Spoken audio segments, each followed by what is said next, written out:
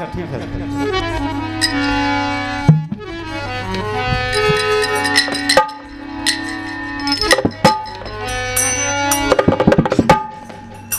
एक समय की बात है,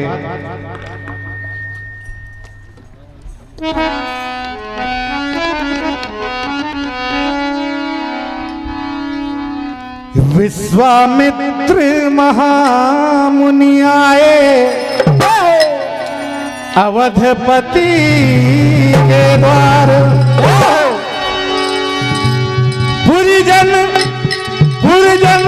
पुर परिजन संग करी अगवानी, सादर लिए हाथ जोड़ कहने लगे, अवधराज महाराज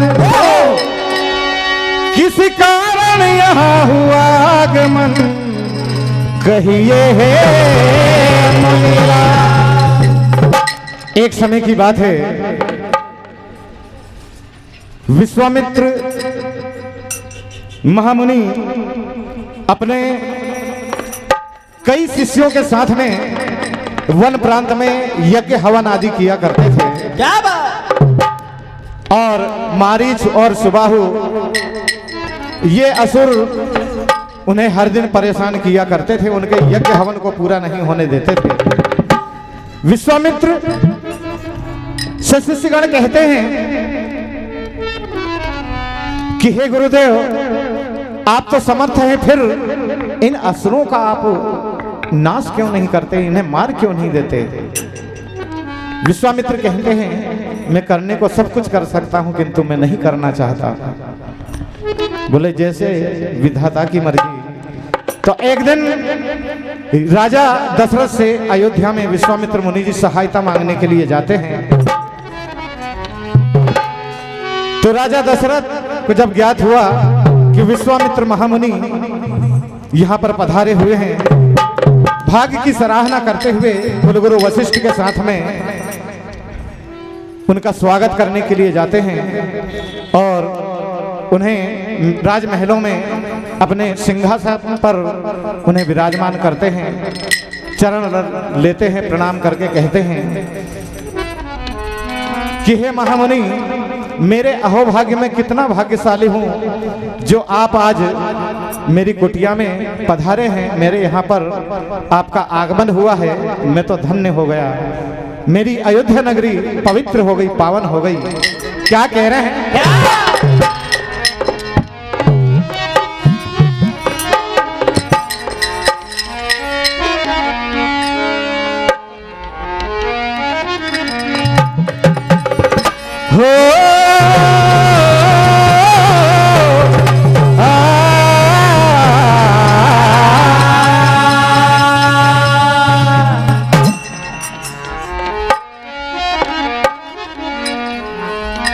कह रहे हैं क्या?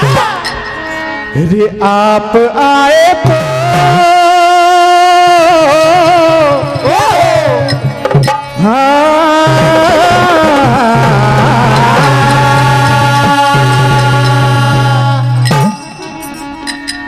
क्या कह रहे हैं राजा दशरथ? हो आप आए तो ऐसे लगा, ऐसे लगा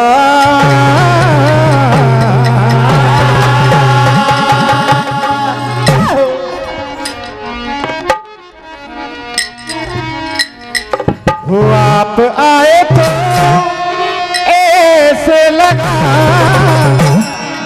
कहा अरे होगा ना भाग्यशाली मेरे समान है, अरे होगा ना भाग्यशाली मेरे समान है, होगा ना भाग्यशाली मेरे समान है, होगा ना भाग्यशाली मेरे समान है।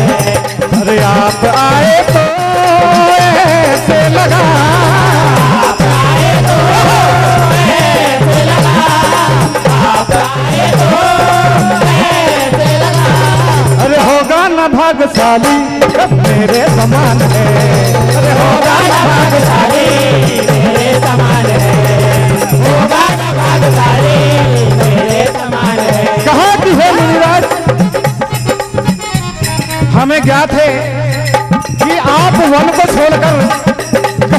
जाते हैं। आज तक हमने सुना कि आप कहीं नहीं गए, आज पहली बार आपका आगमन यहाँ पर हुआ है, तो हम तो धन्य हो गए। और आज इस दुनिया में मेरे समान भाग्यशाली कोई नहीं होगा जो आपके चरण यहाँ पर पधारे हैं, कह रहे हैं।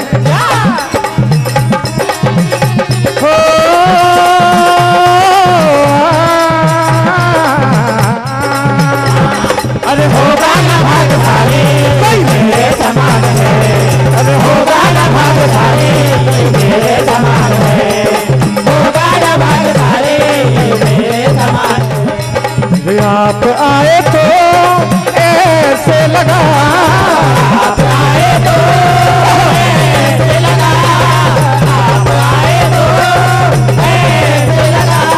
अरे होगा ना भाग्यशाली, क्या हो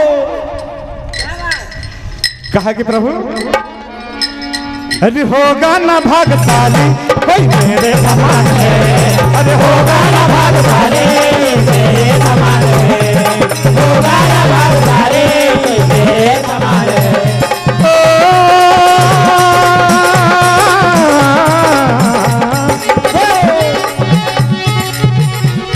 राजा दशरथ कह रहे हैं, कहा कि मुनिराज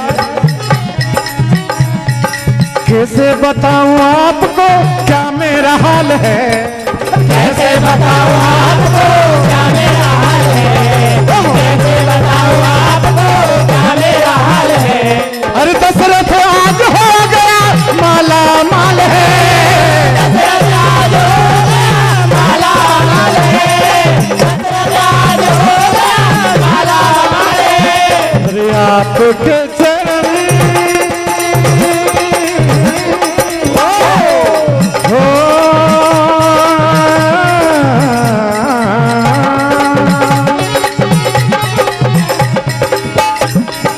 आपके चरण यहाँ जो पड़े, आपके चरण यहाँ जो पड़े, आपके चरण यहाँ जो पड़े। अरे हो गई है आज मेरी, कहा अरे हो गई है आज मेरी ये कुटिया महान है, हो गई है आज मेरी ये कुटिया महान है, हो गई है आज मेरी ये कुटिया महान है।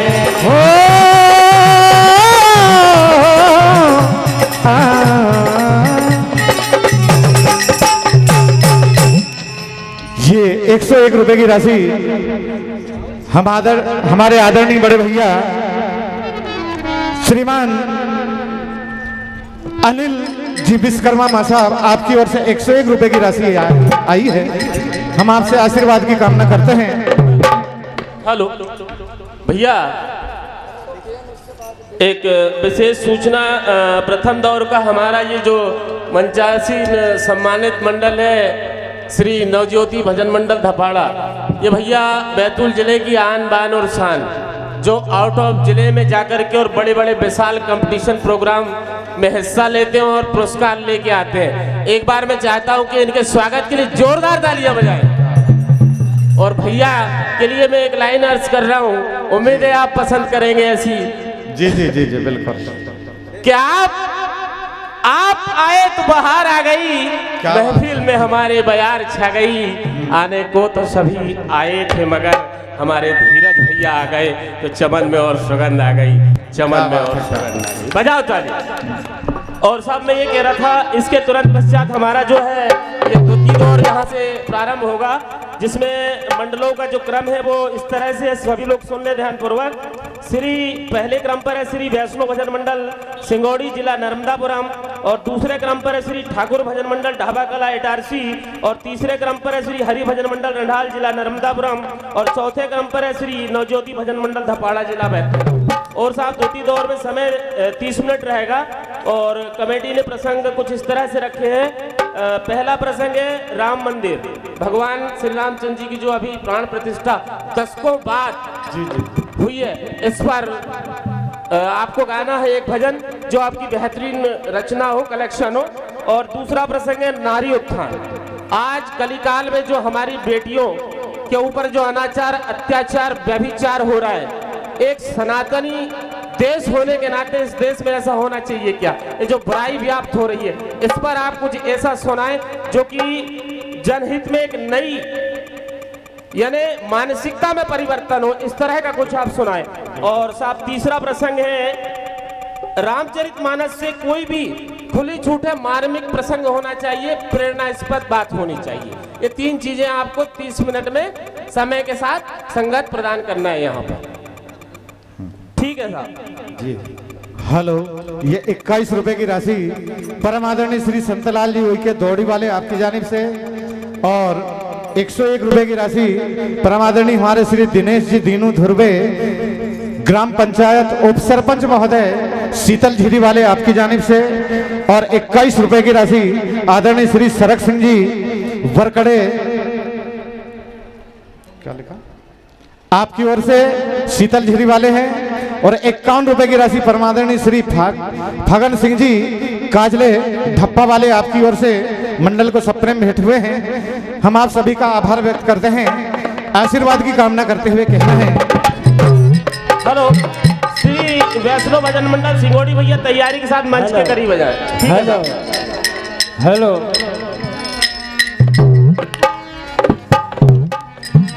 हेलो। देखिए, राजा दशरथ विश्वामित्र मुनि जी से प्रार्थना करते हैं और कहते हैं कि मुनिवर आप आने का कारण बताइए, यूं ही तो आप कहीं जाते नहीं हैं। कह रहे हैं क्या?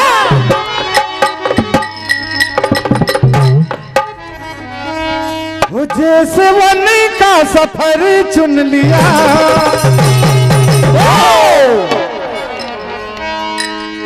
हो जैसे वन का सफर चुन लिया, वो मेरे तकते नयन, वो मेरे तकते नयन आपके शुभ चरण, कैसे मुनिवर डगर चुन लिया, हार कैसे मुनिवर डगर चुन लिया, हार कैसे मुनिवर डगर चुन लिया, हार कैसे मुनिवर डगर चुन लिया, हार कैसे मुनिवर डगर चुन लिया, हो जैसे मन का सफर चुन लिया, जैसे वाले का सफर चुन लिया, जैसे वाले का सफर चुन लिया, मेरे तकते नयन आपके शुभ चरण, कैसे मुनिवर डगर चुन लिया, हार कैसे मुनिवर डगर चुन लिया, हार कैसे मुनिवर डगर चुन लिया। कहा कि हे प्रभु, आज अवधपुर का रास्ता आपने किस कारण से चुना और किस लिए यहाँ पर आए हैं? कहा क्या? वो मेरे मन में ही लोरे उठी, वो मेरे मन में ही लोरे उठी, वो मेरे मन में ही लोरे उठी, भेद क्या है ये आशा जगी, भेद क्या है ये आशा जगी, भेद क्या है ये आशा जगी, भेद क्या है ये आशा जगी, मेरे तकते नयन आपके शुभ चरण, कैसे मुनिवर डगर चुन लिया, हार कैसे मुनिवर डगर चुन लिया, हार कैसे मुनिवर डगर चुन लिया, हार कैसे मुनिवर डगर चुन लिया।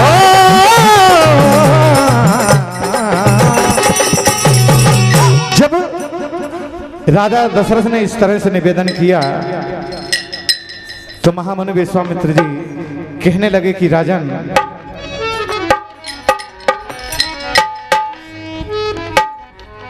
श्री वैष्णो भजन मंडल सिंगोड़ी भैया शीघ्र तैयारी के साथ बिल्कुल मंच पे आ जाएं।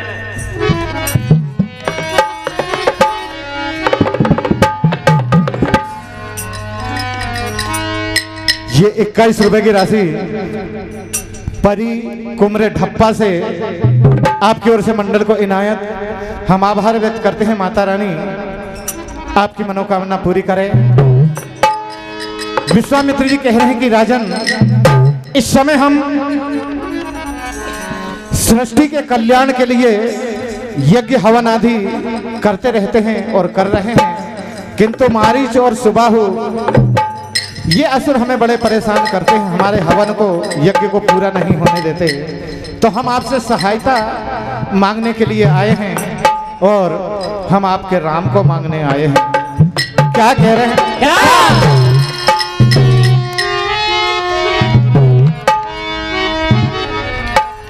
हो हमें आसुरी शक्तियों ने सताया,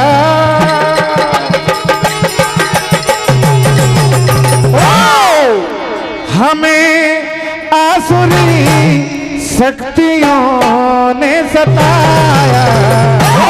तो कहा हे राजन राम को लेने आया, राजन राम को लेने आया,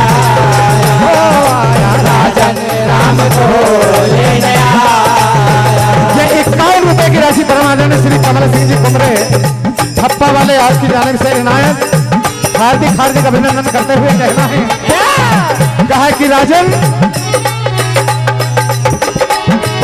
हमें आसुरी शक्तियों ने सताया, हमें आसुरी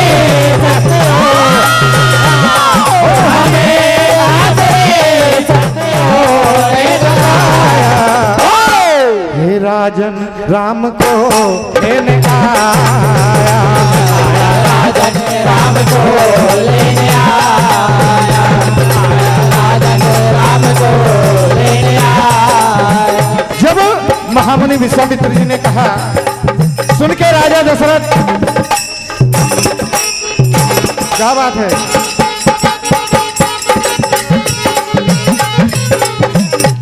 राजा दशरथ को जैसे मानो कि चक्कर सा आने लग जाता है, मन में विचारने लगे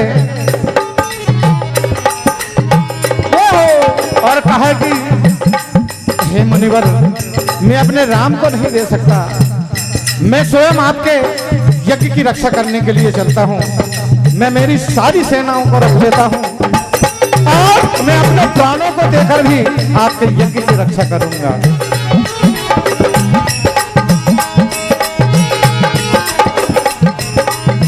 कह रहे हैं विश्वामित्र जी,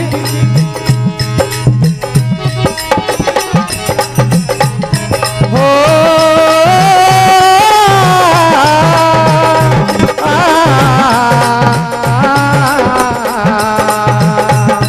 हे राजन राम को लेने आया, राजन राम को लेने आया, राजन राम को लेने आया। क्या हुआ? क्या?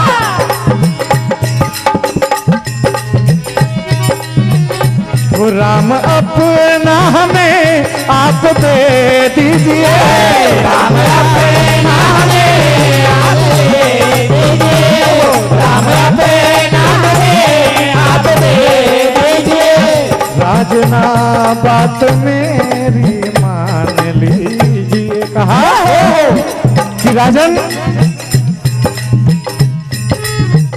गुरु वशिष्ठ जी भी समझाने का प्रयास कर रहे हैं कि राजन, विश्वामित्र महामुनि अगर दरबार में आए हैं और वो अपनी इच्छा प्रकट कर रहे हैं तो ये कोई साधारण बात नहीं है, इसमें राम का ही कल्याण होगा, आप निश्चिंत होकर भेज दीजिए।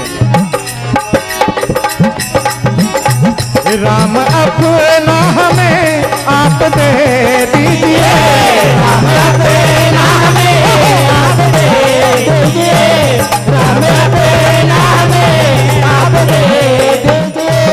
राजना बात मेरी मान लीजिए।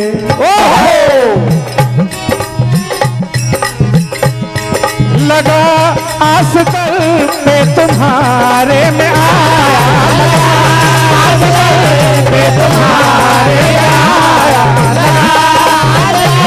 पे तुम्हारे में आया। कहा हे राजन राम को लेने आया, राजन राम को लेने आया।